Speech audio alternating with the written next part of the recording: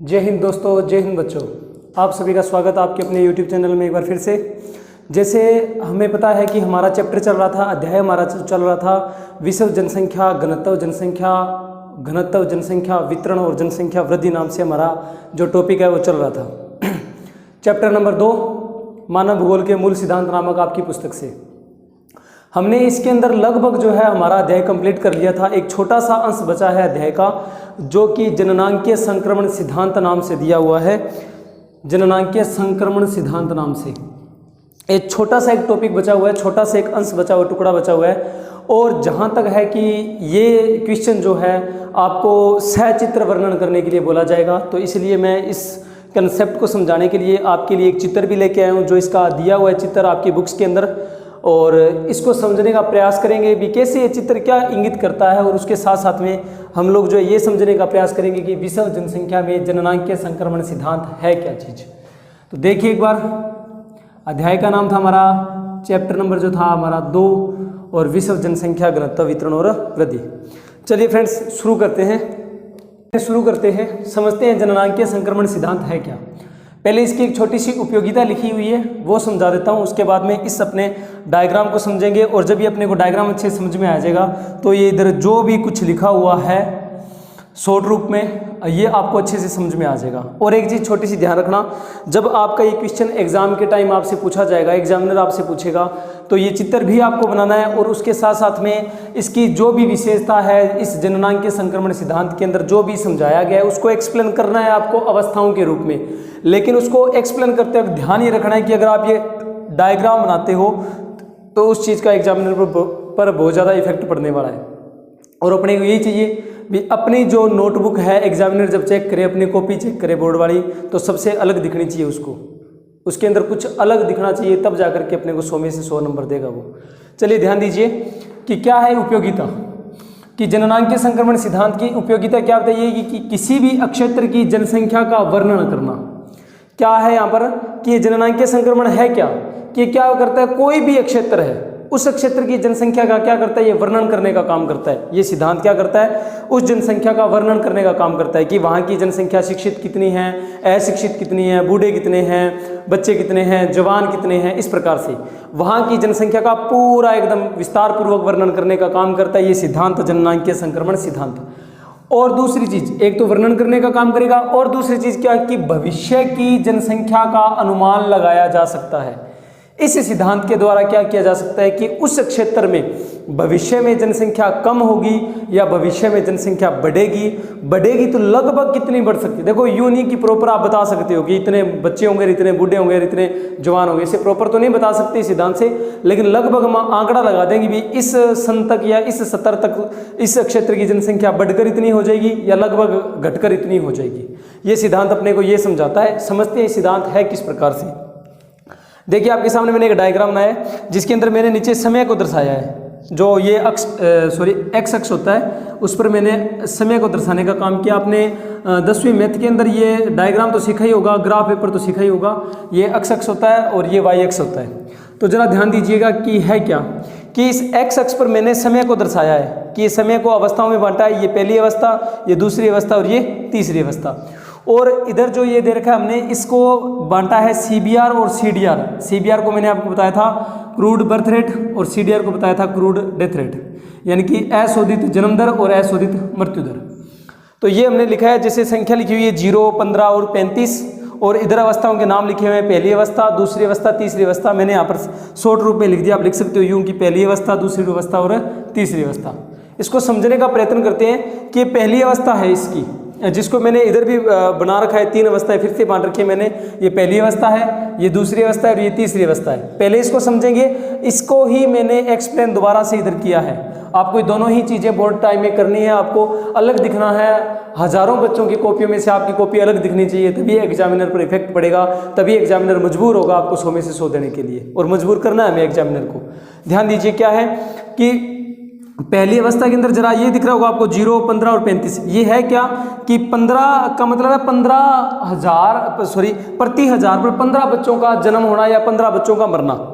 ये इधर प्रति हजार का आंकड़ा चलेगा, इधर आंकड़ा जो भी है हम गिनेंगे, ये 0, 15, 20, 30 जो भी है। तो ये क्या बता रहा है कि 15 बच्चे जो हैं या 15 जो व्यक्ति हैं वो क्या है प्रति 1000 पर जन्म ले रहे हैं, या 15 व्यक्ति जो है प्रति 1000 पर मर रहे हैं। इसी प्रकार 35 का मतलब 35 बच्चे जो है प्रति 1000 पर जन्म ले रहे हैं, या 35 बच्चे जो है प्रति 1000 पर मर रहे हैं, उनकी मृत्यु हो रही है। बच्चों की मान लो, किसी पुरुषों की मान लो, महिलाओं की मान लो, किसी की भी। तो ये है कि 15 का मतलब क्या आपको समझ में आया होगा कि प्रति 1000 पर 15 जीवित हैं या प्रति 1000 पर 15 मरे हुए हैं, उनकी मरने वालों की संख्या है या जन्म लेने वालों की संख्या है।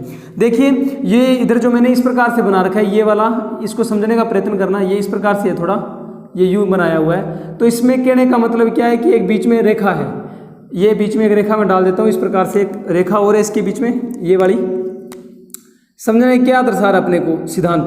इसका कहने का मतलब है कि ऊपर का जो भाग है उसको बोलते हैं बर्थ रेट, और नीचे का बोलता है उसको बोलते हैं डेथ रेट। तो ये क्या बता रहा है कि जितना पहली अवस्था में जितने बच्चों ने जन्म लिया है उतने ही बच्चों ने उतने ही लोगों की मृत्यु भी हुई है। कहने का मतलब ये सिद्धांत हमें क्या समझा रहा है, समझना दोबारा से प्रयत्न करना कि पहली अवस्था में क्या बताया गया। इस डायग्राम से हमें क्या समझ में आ रहा है कि पहली अवस्था में ये बात समझ में आई कि जितने बच्चों ने जन्म लिया या जितने लोगों ने, पुरुषों ने जन्म लिया, उतने ही लगभग जो है मरे भी हैं उसी अवस्था में, यानी उसी वर्ष में। ये कोई आंकड़ा है समय का, मैंने फिर बताया ये समय लिख रखा है, तो इस समय आपका कुछ भी हो सकता है, कितने भी वर्षों का अंतराल माना जा सकता है, 10 का, 100 का, 20 का, इस प्रकार से। तो कुछ वर्षों का अंतराल है। एक बार मैंने सीधा समय के अकॉर्डिंग लिख दिया। समय है, ये अवस्थाएं हैं, प्रथम अवस्था, द्वितीय अवस्था और तृतीय अवस्था। तो इस अवस्था में क्या है कि इस अवस्था के अंदर पहली अवस्था में जितने लोग जन्म ले रहे थे उतने ही लगभग लोग जो है मर भी रहे थे। अब आप ये समझ गए होंगे कि सर अगर कोई समय अंतराल है, कोई वर्ष है, कोई मान लेते हैं 10 साल का एक टाइम पीरियड मान लेते हैं, तो उसमें अगर जन्म लेने वाले और मरने वालों की संख्या बराबर है तो क्या बताओगे आप कि जनसंख्या में क्या परिवर्तन हुआ होगा? जनसंख्या में कुछ भी परिवर्तन नहीं हुआ होगा। जितनी जनसंख्या बढ़ी है उतनी ही जनसंख्या कम भी हुई है, क्योंकि ये पहली अवस्था में क्या बता रही है कि जितने लोग जन्म ले रहे हैं उतने लोग बराबर क्या हो रहे हैं, मर भी रहे हैं। जितने लोग जन्म ले रहे हैं उतने लोग बराबर क्या है, मर भी रहे हैं। ये पहली अवस्था ये समझा रही है। अब आपको समझ में आया होगा कि पहली अवस्था क्या बताया था कि पहली अवस्था में यह आंकड़ा बताया कि 35 बच्चों ने 35 की ओर इंगित कर रहा है, तो 35 बच्चे जन्म ले रहे हैं इस अवस्था में, तो 35 लोग मर भी रहे हैं इस अवस्था में, यानी इस टाइम पीरियड के अंदर 35 लोग जन्म ले रहे हैं, 35 लोग मर रहे हैं, यानी कि जितने जन्म लेने वाले उतने मरने वाले। बात इधर पर आ जाते हैं थोड़ा सा। चलो एक बार इसको पूरा ही कर लेते हैं, फिर इसको दोबारा से देखेंगे ताकि अच्छे समझ में आ जाएगा।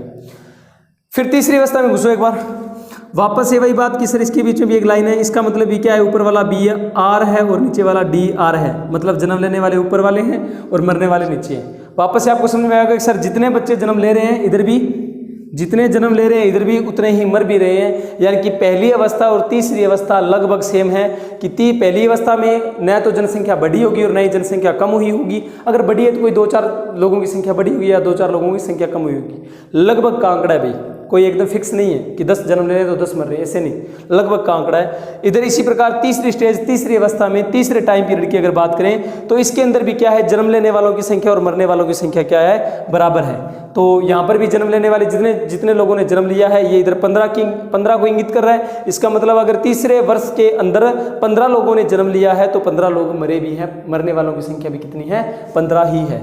ये समझ में आया होगा, लगभग 15 है। अब आप देखिए 2 नंबर स्टेज, 2 नंबर अवस्था, ये क्या बता रही है, ये क्या है कि यहाँ पर मृत्यु दर तो क्या है, अचानक गिर गई, मरने वालों की संख्या कम हो गई। पहले मर कितने रहे थे यहाँ पर, 35, समझना, पहले मर कितने रहे थे यहाँ पर 35, ये 35 की सीट में ना 35 मर रहे थे, यहाँ तक 35 जन्म ले रहे थे, 35 मर रहे थे। अब मरने वाले अचानक कम हो गए, अचानक कम होकर के देखो यूं अचानक गिरने लग गए, यहाँ पर ऐसे 30, 29, 28 इस प्रकार आता गया आंकड़ा, और ये 15 पर आकर रुक गए। भाई मरने वाले काफ़ी कम हो गए, अचानक 15 लोग ही मर रहे हैं, लेकिन जन्मने वाले देखो यहाँ तक तो उतने ही जन्म रहे हैं। अब आप सोचो भी मरने वाले कम हो रहे हैं, जन्म उतने ही रहे हैं, तो जनसंख्या तो क्या होगी, वृद्धि होगी। दोबारा समझना, मरने वाले तो कम हो गए, पहले 35 जन्म ले रहे थे, 35 ही मर रहे थे, आंकड़ा क्या रहेगा, स्थिर सा रहेगा, लगभग बराबर सा रहेगा।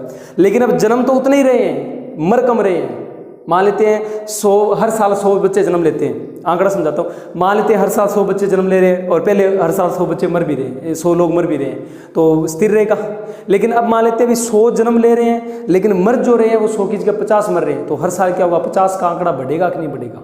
यानी कि अब समझ में आया होगा शायद आपको कि मरने वालों की संख्या अचानक कम हो गई, कम मर रहे हैं, लेकिन जन्मने वाले तो यहाँ तक तो लगभग क्या है उतना ही आंकड़ा चलता रहा ना, यहाँ पर आकर के धीरे धीरे वो कम जन्मने लगे, मतलब जन्म दर जो है वो कम होती गई, यहाँ पर आकर धीरे धीरे कम होने लगी थी, लेकिन यहाँ तक तो जन्म दर लगभग उतनी ही चली थी। क्या कहने का मतलब है कि जब ये यहाँ तक तो ये थी बात डायग्राम की। अब अपने बात कर लेते हैं, जो मैंने इधर की तरफ एक छोटा सा और डायग्राम बनाया है जिसको अपने पाई चार्ट के रूप में मैंने दर्शाने की कोशिश की है, समझना इसको थोड़ा सा। क्या लिखा हुआ है कि प्रथम अवस्था, द्वितीय अवस्था और तृतीय अवस्था। मैं लिख देता हूँ, अगर आपको थोड़ा सा दिक्कत आ रही है तो ये मैं लिख देता हूँ। पर प्रथम अवस्था, अवस्थाओं की बात हो रही है इस सिद्धांत में। ये प्रथम अवस्था है, ये तृतीय अवस्था है, तीसरी स्टेज है, और ये द्वितीय अवस्था है, दूसरी स्टेज है, बीच वाली। हालांकि मैंने यहाँ पर लिख रखा है प्रथम, द्वितीय और तृतीय, तो ऊपर में मैंने लिख दिया, आप भी लिख सकते हो, शायद आपको अच्छे समझ में आ जाए। अब समझना, वापस से आओ। अब देखो हमने यहाँ पर किसकी बात की थी कि जन्म दर क्या थी, जितनी जन्म दर थी उतनी क्या थी, मृत्यु दर थी। मतलब क्या है, दोनों बराबर थे।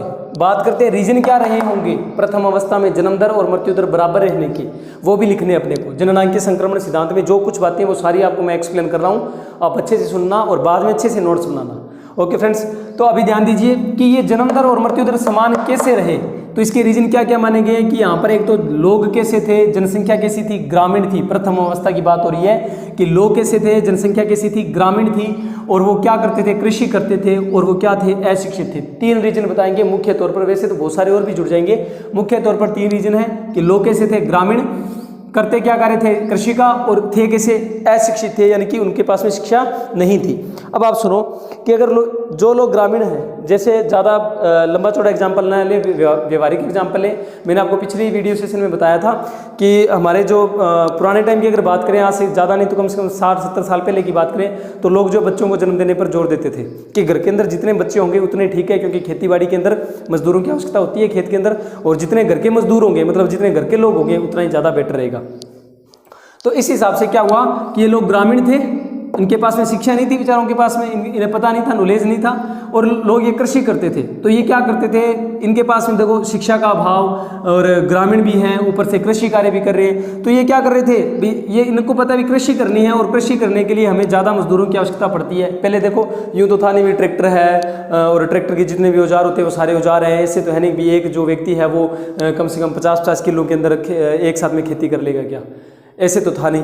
तो पहले क्या था, अभी जितना बड़ा भूभाग था उसमें खेती करने के लिए उतनी ज़्यादा मजदूरों की आवश्यकता होती थी, क्योंकि पहले सारा कुछ कार्य जो हाथों से, बैलों से, पशुओं से किया जाता था। इस प्रकार के आधुनिक औजार थे नहीं। तब की बात हो रही है प्रथम स्टेज की। तो क्या है, ग्रामीण लोग थे और कृषि कर रहे थे, तो इनको चाहिए था भी हमारे पास में संख्या ज़्यादा हो, घर परिवार के अंदर लोगों की संख्या ज़्यादा हो, ताकि खेत का कार्य करने के लिए मजदूरों की आवश्यकता ना पड़े। और इसलिए ये क्या करते थे, उच्च बच्चों को जन्म देते थे। कहने का मतलब है इनकी जन्म जो क्रूड बर्थ रेट है वो बढ़ी हुई थी, यानी कि बच्चों को जन्म देने पर जोर देते थे कि घर के अंदर 5, 10, 15, 20 जितने हैं उतने ठीक है। लेकिन इसके साथ साथ में क्या था, इनके पास में अशिक्षा थी, मतलब इनके पास में शिक्षा का अभाव था, जिसकी वजह से क्या था, ये लोग बच्चों को तो काफ़ी को जन्म देते थे, जितनों को जन्म देते थे उसी प्रकार से घर के अंदर अगर ज़्यादा लोग हैं तो सबका ध्यान नहीं रखा जाता, उसकी वजह से। और कई बार गाँव के अंदर या अपने शहर के अंदर कई बार महामारी भी आ जाती है, या अशिक्षा का अभाव था, इनको नॉलेज नहीं था भी छोटा बड़ा रोग हुआ है तो उसका उपचार कैसे किया जाएगा, तो वो छोटा बड़ा रोग भी क्या है, मौत का कारण बन जाता था इस प्रकार से। तो ये क्या था, जिस प्रकार जन्म दर उच्च थी, बच्चों को ये लोग ज़्यादा जन्म दे रहे थे, रीजन था कृषि करने का, अशिक्षित होने का। उसी प्रकार रीजन था कि मृत्यु दर भी ज़्यादा थी यहाँ की, रीजन था अशिक्षित होने का। इनको नॉलेज नहीं था, अगर कोई रोग आ रहा है, कोई महामारी आ रही है तो उस पर कंट्रोल कैसे किया जाए। अब हम लोग जानते हैं कि कोरोना काल आया था, हमने कंट्रोल कर लिया क्योंकि हम लोग शिक्षित थे। हम लोगों ने घर पे रहना शुरू किया, 2 महीने, 4 महीने, साल, 2 साल घर पे रहे, जो कोरोना की कड़ी है उसको तोड़ दिया, आगे फैलने से रोका, जो भी था। हम शिक्षित थे, हमने कर लिया। अगर उसकी जगह शिक्षित नहीं होते तो आप लोग कई बार सुनते हो कि हमारे घर के अंदर जैसे अभी भी वो शरीर पर दाने दाने से हो जाते हैं बड़े बड़े फफोले से जो, तो वो हमारे घर पर अभी भी हमारे जैसे दादाजी हैं या दादी जी हैं पुराने जो थोड़े बुजुर्ग लोग बैठे हैं, वो आज भी कहते हैं कि भी चेचक माता है, चेचक रोग हो गया, या फिर बोलते हैं कि माता निकल आई, माता निकल आई, इस प्रकार से बोलते हैं कि माता रुष्ट हो गई है। लेकिन रियल में वो कोई ऐसा रीज़न नहीं होता कि माता रुष्ट हो रही है, वो अपने शरीर के अंदर के कुछ हार्मोन्स होते हैं, उनकी वजह से वो कुछ प्रक्रिया होती है, साइंस बोलती है ये।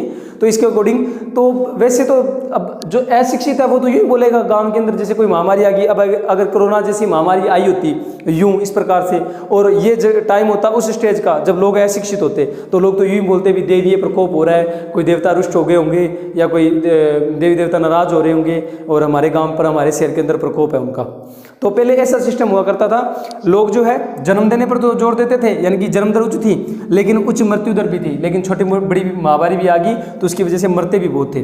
तो क्या था, आप देखो मैंने आपको समझाया था, जन्म दर और मृत्यु दर अगर दोनों बराबर हैं तो वहाँ पर अगर वृद्धि होगी भी, पहली बात तो वृद्धि होगी नहीं, अगर होगी भी तो वृद्धि कैसी होगी, धीमी धीमी होगी, एकदम धीमी धीमी। ऐसे नहीं कि 2010 के अंदर जनसंख्या 500 है तो 2011 के अंदर जनसंख्या 500 से बढ़कर 1500 हो जाएगी, ऐसे नहीं। मतलब जनसंख्या में वृद्धि होगी तो वो धीमी धीमी होगी। मान लेते हैं गांव की जनसंख्या 5000 है 2010 में, तो 2011 में क्या होगी 5500 हो जाएगी या 5700 हो जाएगी, इस प्रकार थोड़ी तो धीमी धीमी बढ़ेगी, ऐसे नहीं कि 5000 से अचानक 15000 होगी। क्यों? क्योंकि इनके अकॉर्डिंग क्या था, उच्च जन्म दर और उच्च मृत्यु दर, जितने जन्म रहे हैं उतने मर भी रहे हैं, तो जनसंख्या सीधी सी बात है वृद्धि कैसी होगी, जनसंख्या में वृद्धि जो है वो धीमी गति से वृद्धि होगी। ये शायद अब आपको पहली स्टेज यहाँ से और यहाँ से मिक्स करके समझ में आई होगी कि ये पहली स्टेज क्या बोलना चाह रही थी। मेरे हिसाब से मैंने समझाने का प्रयत्न किया, आपको प्रथम अवस्था समझ में आई होगी, 2 अवस्था और बच्चे समझने का प्रयत्न करते हैं। तीसरी की बात करते हैं, दूसरी में बाद में घुसेंगे, पहले तीसरी अवस्था की बात करते हैं। तीसरी अवस्था के अंदर क्या था, जैसे जैसे ये सिद्धांत बढ़ता गया, यानी कि जैसे जैसे लोग शिक्षित होते गए, सिद्धांत का ये संक्रमण का मतलब है जैसे जैसे फैलाव होता गया, जैसे जैसे आधुनिक शिक्षा आती गई या शिक्षा के अंदर बढ़ोतरी हुई या लोगों के अंदर सुधार होना शुरू हुआ, तो उसकी वजह से क्या होता है कि देखो जो ग्रामीण थे वो किस में कन्वर्ट हो गए, नगर में। जो कृषि करते थे वो कैसे हो गए, औद्योगिक। और जो अशिक्षित थे वो कैसे हो गए, शिक्षित। अब सीधी सी बात, नगरीय है, औद्योगिक है और शिक्षा है, तीनों चीज़ें। मतलब कि एक तो गांव के अंदर नहीं रह रहे, चलो गांव के अंदर रह भी रहे हैं, तो ऐसे तो नहीं भी सारे नगर में जाकर रहने लगे, कुछ तो अभी भी गांव में रहते हैं। सारे ऐसे जरूरी थोड़ी ना भी सारे उद्योग धंधे में काम करने लगे, कृषि कार्य भी करते हैं। लेकिन मेन जो है वो क्या है, अशिक्षित से वो शिक्षित की तरफ बढ़ गए। ये प्रभाव डाला किस पर, जन्म दर पर और मृत्यु दर पर। समझना कैसे, यहाँ पर लोग शिक्षित हो गए। बात कर लेते हैं अपने स्टेज की, आज के टाइम की बात कर रहा हूँ मैं। हम लोग शिक्षित हैं, हमें पता है भी हमें अगर हमारे घर के अंदर अगर बच्चे को जन्म देना है तो हमें मतलब 2 बच्चों को जन्म देना है। यही चाहते हैं भी 2 बच्चे हो, 3 बच्चे हो, बस 2 या 3 लास्ट है, ठीक है। कई बार चाह होता है भी लड़की नहीं हुई और उस लड़की की मतलब चाह के अंदर अपने क्या कर लेते हैं, भी तीसरा बच्चा कर लेते हैं, चौथा बच्चा कर लेते हैं, वो एक अलग बात है। लेकिन जहाँ तक हमें क्या होता है भी एक लड़का और एक लड़की हो जाए बस शांति है अपने को, और उसके बाद में हम लोग जो है बच्चा पैदा करने पर जोर नहीं देते हैं। तो ये शिक्षित होने का प्रभाव है, क्योंकि हमें पता है ज़्यादा 10-15 अगर पैदा कर लिए तो उनको पढ़ाएगा लिखाएगा कौन, उनका खर्चा कौन उठाएगा, इतना कुछ है नहीं आज के टाइम में। तो इस हिसाब से पहले की तरह यूँ थोड़ा ना भी पढ़ाना लिखाना तो है नहीं, भी जन्म दिए चलो भी खेत के अंदर, जैसे थोड़े से बड़े हुए चलो भी खेत के अंदर, ऐसे तो था नहीं। तो अब सिस्टम बदल चुका है। तो सिस्टम बदलने की वजह से देखो जन्म दर तो कम हो गई, निम्न बर्थ रेट, तो जन्म दर तो कम हो गई, लेकिन जन्म दर ओनली जन्म दर ही कम नहीं हुई। अब जन्म दर तो कम हुई, उसके साथ साथ में मृत्यु दर भी क्या होगी, कम होगी। क्या कहने का मतलब है कि लोग शिक्षित हो गए, उसकी वजह से ज़्यादा बच्चों को जन्म नहीं देते, लेकिन शिक्षित हो गए इसकी वजह से वो जो 2 पैदा करते हैं ना उनको आसानी से मरने भी नहीं देते। मतलब यूँ नहीं कि छोटी बड़ी महामारी, छोटी बड़ी कोई बीमारी या महामारी आ गई तो उसकी वजह से उनका कोई इलाज नहीं करा पाते, या कोई हॉस्पिटल की सुविधा नहीं है, चिकित्सक सुविधा नहीं है, और वो बेचारा दम तोड़ देगा कहीं पर, बगैर मौत ही मर जाएगा। ऐसा सिस्टम भी नहीं है। अब वो 2 बच्चों को जन्म दे रहा है तो उनकी 2 की परवरिश ढंग से कर रहा है। मतलब क्या है, जन्म तो कम को दे रहा है और वो उन जो कम बच्चों को जन्म दिया है उनको मरने भी कम दे रहे हैं। यूँ नहीं कि भाई ठीक है भी मर रहा है तो मरी दफा हुए, क्योंकि ऐसे तो है नहीं 15-20 है, एक आधा चला जाएगा तो कोई फर्क नहीं पड़ेगा, ऐसा तो है नहीं। तो ये क्या है, निम्न बर्थ रेट और निम्न ही डेथ रेट, यानी कि कम लोगों को जन्म देते हैं और कम लोगों को ही मरने देते हैं। यानी कि कहने का समझाने का तात्पर्य क्या है कि यहाँ पर बर्थ रेट जो है कम होगी, यानी कि ज़्यादा लोगों को जन्म नहीं देते। उसके साथ साथ में ये क्या है, अब ज़्यादा लोग मरते भी नहीं है, क्योंकि चिकित्सक सुविधा आ गई है, तो हर छोटे बड़े रोग का इलाज हमें मिल जाता है। अब ये सब कुछ कहाँ पर चल रहा है, ये सब कुछ चल रहा है अभी विकसित देशों में। एक होते हैं विकासशील देश जैसे भारत जैसी कंट्री, और एक होते हैं विकसित देश जिन्होंने विकास कर लिया है। जिन्होंने विकास कर लिया है वो तो विकसित देश जैसे अमेरिका जैसी महाशक्तिशाली देश जो है, विश्व की सबसे बड़ी महाशक्ति जिसको माना जाता है अमेरिका को, है ना, तो वो आपका विकसित देश की कैटेगरी में आएगा। और भारत जो देश है वो विकासशील देश की कैटेगरी में अभी विकास कर रहा है। तो इस कैटेगरी में आने वाले देश कौन से हैं? आपके विकसित देश हैं। अब सीधी सी बात, यहाँ पर धीमी वृद्धि हो रही थी, लेकिन यहाँ पर वृद्धि जो है वो कैसी होगी? न तो वृद्धि धीमी होगी और ना ही कम होगी, ना ही ज़्यादा होगी, सॉरी। इसका मतलब क्या है? यहाँ पर लगभग जनसंख्या क्या रहेगी? स्थिर रहेगी। मतलब आंकड़ा ये रहेगा, अभी 5000 है, पहले 2010 में 5000 है, तो 2011 में 5200 हो जाएंगे, तो तीसरे साल वापस हो सकता है 5000 हो जाए, या हो सकता है 4800 हो जाए, 4900 हो जाए, इस प्रकार से। मतलब वो आंकड़ा वहीं पर घूमता रहेगा, यूँ नहीं कि बढ़ती रहेगी या घटती रहेगी, यानी स्थिर रहेगी। अगर एक साल बढ़ भी जाएगी तो दूसरे साल कम हो जाएगी, या यूँ आंकड़ा मतलब वहीं पर आसपास घूमता रहेगा उसके। यानी जनसंख्या वृद्धि पहली अवस्था में कैसी? धीमी, और तीसरी अवस्था में कैसी? स्थिर। कौन से देशों की बात होगी? इस अवस्था में आने वाले देश कौन से हैं? विकसित देश। जन्म दर कैसी? निम्न, मृत्यु दर भी कैसी? निम्न। जन्म दर कैसी? उच्च, मृत्यु दर भी कैसी? उच्च। ये पहली अवस्था और तीसरी अवस्था, पहली अवस्था और तीसरी अवस्था अब शायद समझ में आई होगी। बच गई दूसरी अवस्था, समझ लेते हैं, और इस प्रकार अपना लेसन जो है कंप्लीट हो जाएगा। देखिए ध्यान दीजिए, इसने क्या कहा? भी मृत्यु दर तो अचानक गिर गई, मृत्यु दर तो अचानक गिर रही है, और जो जन्म दर है वो क्या हो रही है? धीमे धीमे गिर रही है। समझना, मृत्यु दर तो क्या है? अचानक गिर गई। मरने वालों की संख्या कम हो गई। पहले मर कितने रहे थे यहाँ पर? 35। समझना, पहले मर कितने रहे थे यहाँ पर? 35। ये 35 की सीट में ना 35 मर रहे थे, यहाँ तक 35 जन्म ले रहे थे, 35 मर रहे थे। अब मरने वाले अचानक कम हो गए, अचानक कम होकर के देखो यूं अचानक गिरने लग गए। यहाँ पर ऐसे 30, 29, 28 इस प्रकार आता गया आंकड़ा, और ये 15 पर आकर रुक गए। भाई मरने वाले काफ़ी कम हो गए, अचानक 15 लोग ही मर रहे हैं, लेकिन जन्मने वाले देखो यहाँ तक तो उतने ही जन्म रहे हैं। अब आप सोचो, भी मरने वाले कम हो रहे हैं, जन्म उतने ही रहे हैं, तो जनसंख्या तो क्या होगी? वृद्धि होगी। दोबारा समझना, मरने वाले तो कम हो गए, पहले 35 जन्म ले रहे थे, 35 ही मर रहे थे, आंकड़ा क्या रहेगा? स्थिर सा रहेगा, लगभग बराबर सा रहेगा। लेकिन अब जन्म तो उतने ही रहे हैं, मर कम रहे हैं। मान लेते हैं 100, हर साल 100 बच्चे जन्म लेते हैं, आंकड़ा समझाता हूँ। मान लेते हैं हर साल 100 बच्चे जन्म ले रहे हैं, और पहले हर साल 100 बच्चे मर भी रहे हैं, 100 लोग मर भी रहे हैं, तो स्थिर रहेगा। लेकिन अब मान लेते हैं 100 जन्म ले रहे हैं, लेकिन मर जो रहे हैं वो 100 की जगह 50 मर रहे हैं, तो हर साल क्या होगा? 50 का आंकड़ा बढ़ेगा कि नहीं बढ़ेगा? यानी कि अब समझ में आया होगा शायद आपको कि मरने वालों की संख्या अचानक कम हो गई, कम मर रहे हैं, लेकिन जन्मने वाले तो यहाँ तक तो लगभग क्या है? उतना ही आंकड़ा चलता रहा ना। यहाँ पर आकर के धीरे धीरे वो कम जन्मने लगे, मतलब जन्म दर जो है वो कम होती गई, यहाँ पर आकर धीरे धीरे कम होने लगी थी, लेकिन यहाँ तक तो जन्म दर लगभग उतनी ही चली थी। क्या कहने का मतलब है कि जब ये जो सेकंड स्टेज है आपकी, इसके अंदर विकासशील देशों को रखा गया। अभी ऐसे देश है कौन से? विकासशील। और अब देखो, जिसमें जन्म दर तो उतनी ही चल रही है, लगभग देखो कितने वर्षों तक, यहाँ से लेकर ये स्टेज इतनी सबसे बड़ी स्टेज मानी गई है, ये दूसरी अवस्था, दूसरी अवस्था सबसे बड़ी मानी गई है, जिसमें यहाँ से लेकर इतना टाइम पीरियड देखो जन्म दर जो है कम नहीं हुई, लेकिन मृत्यु दर तो कम होगी ना। मरने वालों की संख्या कम हो गई, जन्मने वालों की संख्या कम नहीं हुई, तो सीधी बात है जन्मने वाले तो जुड़ते जाएंगे ना, क्योंकि मरने वाले बराबर नहीं मर रहे इस बार। मरने वाले बराबर नहीं मरेंगे तो जन्मने वाले तो बढ़ेंगे ना। तो इस हिसाब से आपको शायद समझ में आया होगा कि दूसरी स्टेज जो है आपकी, इसके अंदर क्या हुआ कि जनसंख्या कैसी हुई? तीव्र वृद्धि होने लगी कि जो जन्म रहे हैं उनका आंकड़ा बढ़ रहा है और मरने वालों का घट रहा है। तो जन्म ले रहे हैं वो बढ़ रहे हैं, वो जुड़ रहे हैं संख्या में, जनसंख्या में जुड़ रहे हैं, तो जनसंख्या वृद्धि क्या होगी? तीव्र होगी। शायद समझ में आया होगा तीनों स्टेज। दोबारा से देख लेना, प्रथम अवस्था, द्वितीय अवस्था, तृतीय अवस्था। ग्रामीण लोग थे, कृषि करने वाले थे, अशिक्षित थे, इसलिए ज़्यादा बच्चों को जन्म देते थे, महामारी की वजह से ज़्यादा लोग मरते भी थे, धीमी वृद्धि होती थी, ऐसे नहीं कि तेज गति से वृद्धि हो। तीसरी अवस्था में नगरीय लोग थे, औद्योगिक थे, मेन कारण था शिक्षा का। शिक्षित होने के कारण कम बच्चों को जन्म देते हैं, जन्म दर उन्होंने घटा दी और मृत्यु दर भी घटा दी चिकित्सक सुविधा करके।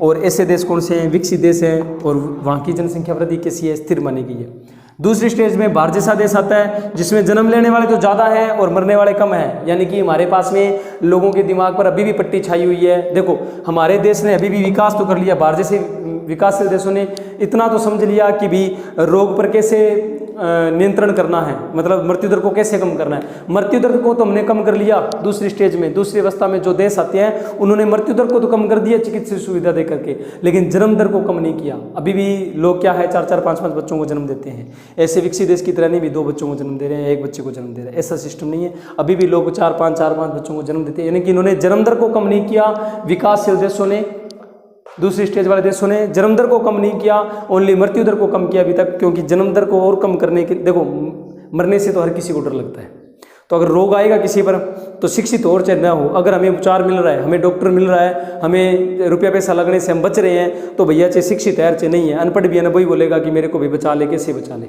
सीधी सी बात है।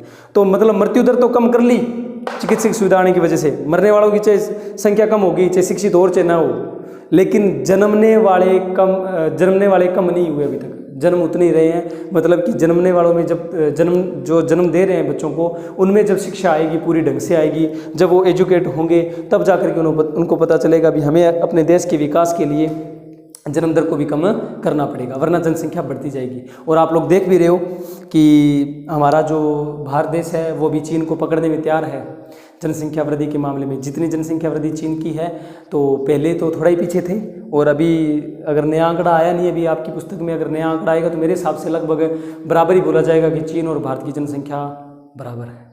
क्योंकि हम लोग जो तेज़ गति से बढ़ रहे हैं, जन्म दे रहे हैं, ज़्यादा लोगों को जन्म दे रहे हैं, लेकिन मृत्यु दर को हमने कम कर लिया। ऐसे नहीं कि जन्म दर को भी साथ में कम कर लें तो जनसंख्या वृद्धि पर रोक लग सकती है। शायद समझ में आई होगी तीनों स्टेज, शायद समझ में आया होगा जननांकीय संक्रमण सिद्धांत। अगर आपको अच्छे समझ में आया तो आप कमेंट बॉक्स में कमेंट करके जरूर बताइएगा।